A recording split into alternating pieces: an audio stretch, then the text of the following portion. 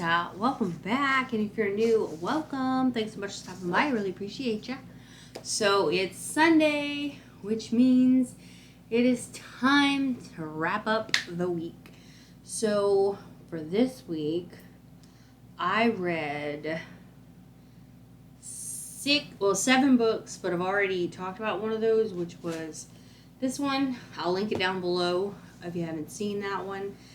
But 6 other ones we're going to talk about. So the first one, I'm going to pop it up. That is The Bookish Life of Nina Hill by Abby Waxman. So this one is about, obviously, Nina Hill. She is an only child of a single mother. She has her life just as she wants it. She has a job at the bookstore. Wouldn't we all love that? A kick-butt trivia team. A world-class planner. And a cat named Phil. If she sometimes suspects that there might be more to life than reading, she just shrugs and picks up another book. Like, that's my kind of girl. That's what I like to do. So, anyway, Nina is a major planner. She writes everything down just to be able to cross it off, and it's great.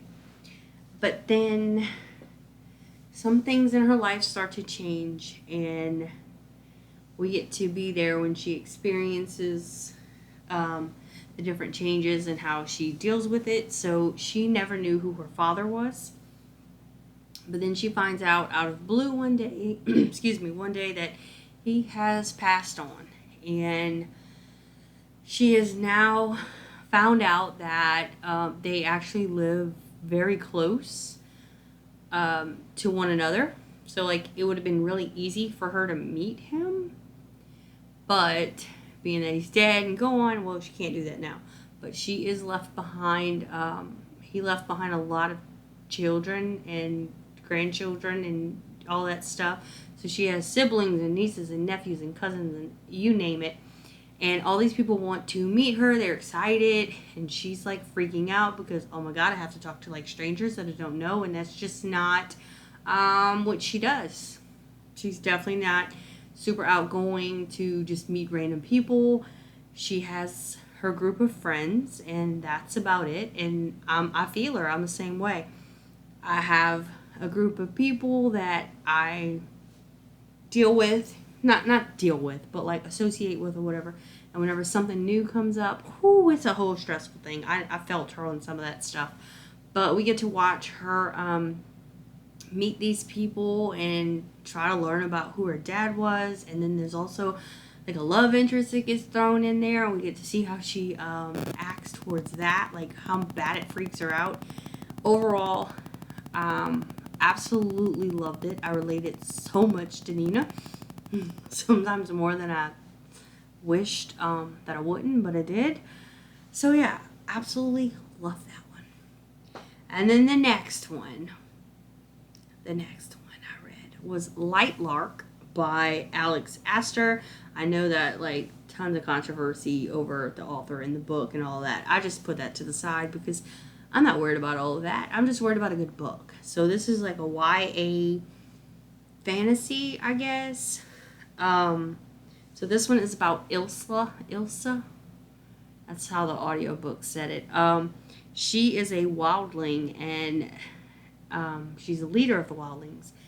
And every 100 years, this island, Light Lark, the Centennial, it pops up, and the leaders from each island or group or whatever you want to call it have to come, and they compete, basically kind of to the death. And each island or each section, however you want to say it, I don't know the exact terms, they all have curses. And the curse on the wildlings is that they have to kill whoever they fall in love with.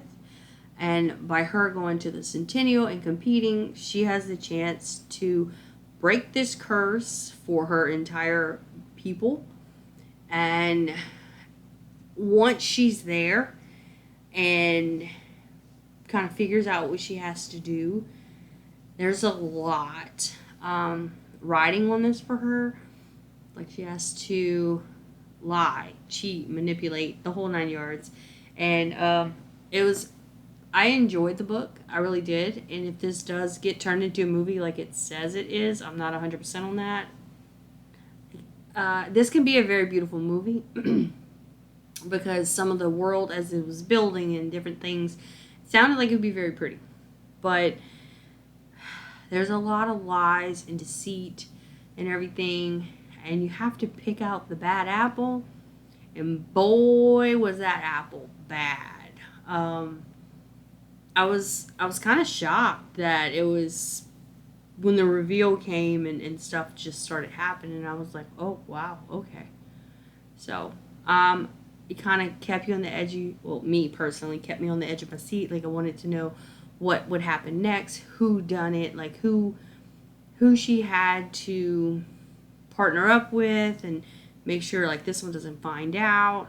I enjoyed it, and that is it says book 1, so I'm assuming there's going to be at least another book that comes next, which hopefully they do, because the cliffhanger you get left on, I was like, wait, are there not any more chapters? Like, just give me 5 more minutes of this story.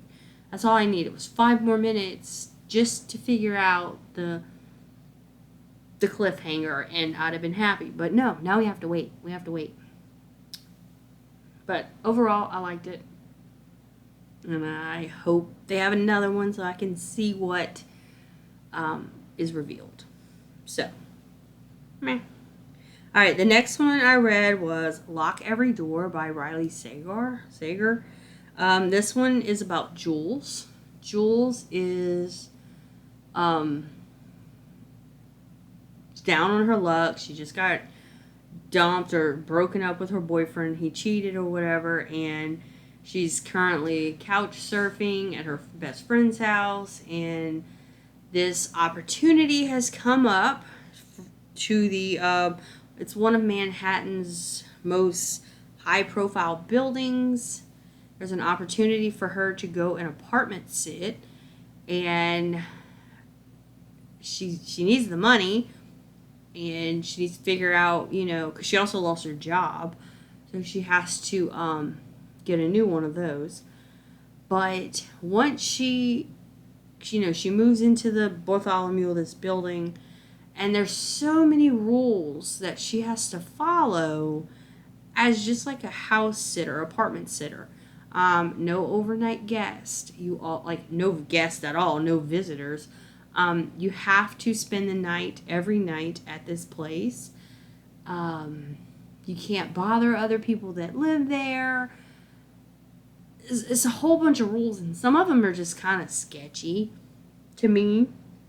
If I was in that situation, I would be asking like hella questions because some of the rules are just ridiculous. So anyway, she is staying at this building to apartment sit, and things don't add up.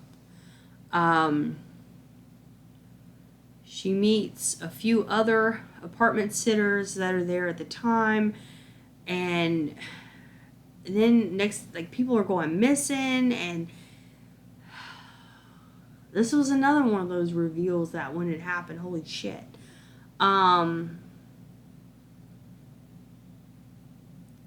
Whenever they started to like really dive in and figure out what was going on, it was insane.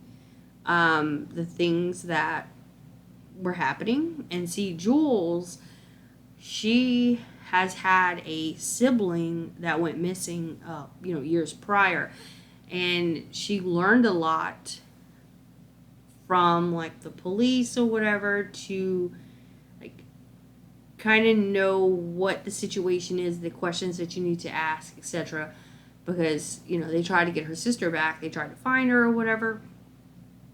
So whenever other people start going missing, and she starts asking questions, and man, when I tell y'all, I was, yeah. I wanted to know. That was one that when I first started reading, I'd read a chapter or two, put it down for a little while, come back, whatever. But whenever they started all like the dark parts and the shady stuff that was happening, and then they started doing the reveals, I smashed it. I needed to know what happened, like why, who did it, who is in charge, who. And whenever this gets revealed, what happens at this place, shocked, shocked. Not in a million years did I see that coming. But then once I figured out what was happening, I could see why all the rules were put in place and the different things. So yeah, absolutely enjoyed this one. Again, I've enjoyed pretty much all the books that I've read. The next one I read was I'm Glad My Mother Died by Jeanette McCurdy. Now, as a rule, I don't rate nonfiction like type books because it's not my life, it's not my story, it's not my information that I've researched. I just read it, So this one right here, if you don't know, Jeanette McCurdy, she is a Nickelodeon star, like child star. She was on iCarly and then Sam and Cat, and then she also had roles, like different roles on other TV shows as well, like when she was a little bit younger, but she's mainly known for iCarly and Sam and Cat. So this book starts when she's basically 5, like she was born or whatever, and then like her mom decides like you're gonna be an actress or whatever. So just some of the stuff that this child has gone through at the hands of her own mom, as well as the hands of like producers and people that claim to be in her life for the right reasons. And she went through a lot. And a lot of these child stars, I believe, they all have stuff like that. Like just stuff they've been through that like a normal child, growing up in a normal situation, not being famous, anything like that, we wouldn't have experienced. But some of the stuff they experienced, oh my God. Like there were parts that literally just like my chest just tightened up, and just to see what she went through.